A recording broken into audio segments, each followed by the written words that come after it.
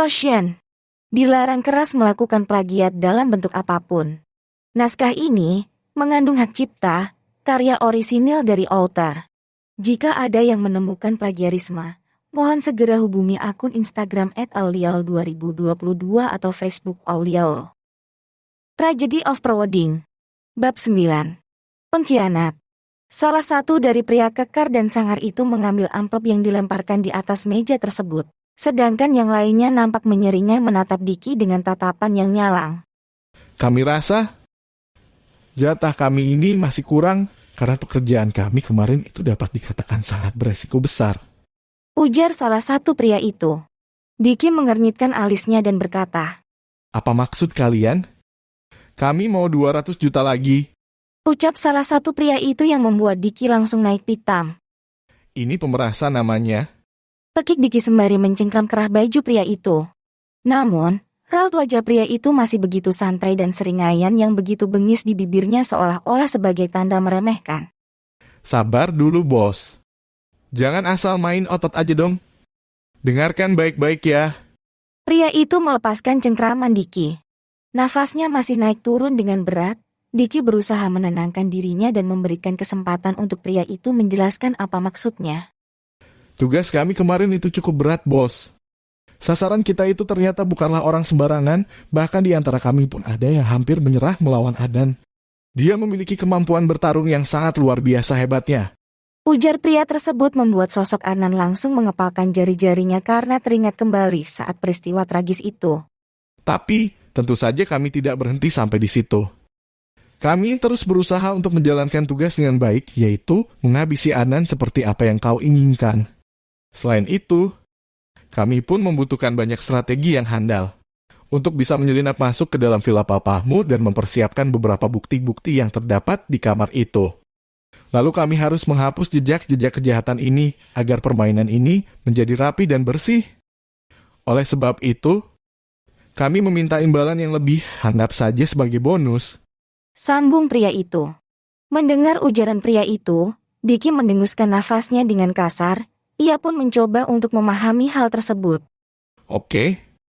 Sisanya gue kirimkan lusa nanti. Tapi ingat, jangan pernah kalian tunjukkan wajah kalian lagi di tempat gue. Awas kalau sampai itu terjadi, gue nggak segan-segan jeblosin kalian semua ke penjara. Timpal Diki yang langsung bergegas meninggalkan tempat itu.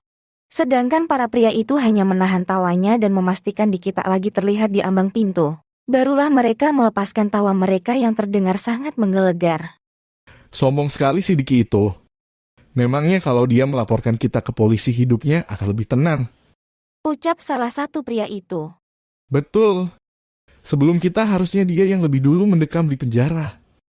Karena dialah otak dari pembunuhan saudaranya sendiri. Sambung pria itu sambil terkekeh. Mendengar hal tersebut, sosok Adnan yang sedari tadi memperhatikan mereka nampak begitu tercenung. Ia benar-benar tidak menyangka jika kematian yang menimpanya itu tak lain adalah ulah saudaranya sendiri.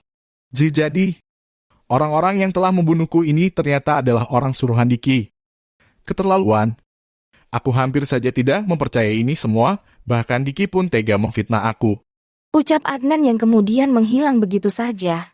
Beberapa waktu kemudian, Diki pun sudah tiba kembali di rumahnya. Ia langsung bergegas menuju kamarnya dengan sosok Adnan yang berada di sebelahnya. Diki, kenapa lu tega ngelakuin itu semua sama gue? Hah? Gue salah apa sama lu, Dik? Adnan terus bertanya dengan suaranya yang begitu tegas. Namun tentu saja Diki tak dapat melihat dan mendengarnya. Ia terus berjalan hingga memasuki kamarnya. Diki saat ini sudah berada di kamarnya.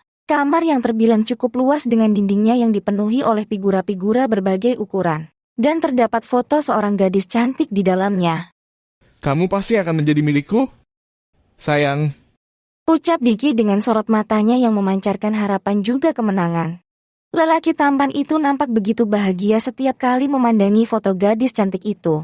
Senyuman yang begitu manis terpancar di wajahnya, membuat sosok Adnan di sebelahnya semakin terkejut dengan apa yang ia lihat saat ini. Ternyata lu nggak lebih dari seorang pengkhianat, Diki. Lu benar-benar manusia yang licik, kejam, dan jahat. Pekik sosok Adnan. Bisa-bisanya lu selama ini bermain api di belakang gue.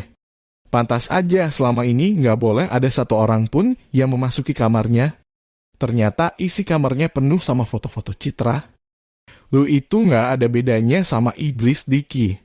Umpat Adnan yang langsung pergi dan menghilang dengan rasa kecewanya yang mendalam. Keesokan harinya, Citra masih terus termenung di teras rumahnya. Hatinya masih terus berkabung dan tak henti-hentinya memikirkan Adnan. Rasa rindu dan sedih sudah bercampur menjadi satu dalam jiwanya. Menatap kosong ke arah dedaunan kering dan berguguran. Sama persis seperti hatinya saat ini. Citra, panggil Hana yang sedang berjalan menghampiri putrinya itu. Makan dulu yuk, kamu kan belum sarapan. Sambung Hana sambil mengusap lembut bahu gadis itu. Citra menoleh ke arah ibunya dan berkata, aku belum lapar. Sahutnya, sampai kapan sih kamu terus begini? Kamu makan sehari cuma sekali aja, nanti kamu malah makin sakit sayang. Ujar Hana yang tak digubris apapun oleh Citra. Dari arah lain, terlihat sebuah mobil memasuki halaman rumah mewah itu. Nampaknya Hana sendiri sudah mulai hafal dengan mobil tersebut. Diki, gumam Hana yang langsung berjalan ke arah mobil yang baru saja terparkir itu. Halo Tante. Sapa Diki yang baru saja keluar dari mobilnya. Hai Diki, sahut Hana. Diki pun langsung mencium punggung tangan wanita paruh baya itu. Oh ya? Gimana keadaan Citra? Apa dia sudah lebih baik? Tanya Diki. Belum, dia masih terus seperti itu. Jawab Hana sambil menilik ke arah Citra yang sedang duduk termenung di kursi teras. Diki menoleh ke arah Citra seraya tersenyum dan berkata, Ya udah. Aku mau samperin Citra dulu ya Tante. Oke, tolong bujuk dia ya, supaya mau makan, pinta Hana. Siap Tante. Aku akan mencobanya. Ucap Diki yang kemudian melangkah ke arah Citra. Hai Citra. Sapa Diki yang hanya dibalas dengan senyuman tipis oleh gadis itu. Melihat raut wajah Citra yang begitu masam padanya, membuat Diki cukup memahami bahwa gadis itu nampaknya masih marah padanya karena perseteruan mereka beberapa hari yang lalu. Aku tahu kamu masih marah ya sama aku. Kalau gitu, aku minta maaf ya. Aku gak bermaksud buat menambah kesedihan kamu, Cit. Diki terus bersimpu memohon maaf pada gadis itu. Gak apa-apa, aku udah maafin kamu kok. Sahut Citra membuat lelaki itu menyunggingkan senyumnya.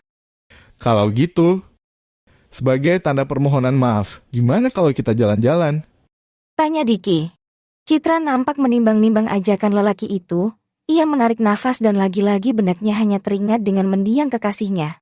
Tak lama kemudian, sosok lelaki tampan dan gagah yang mengenakan setelan jas hitam muncul tiba-tiba di sebelah gadis cantik itu dengan sorot matanya yang tajam.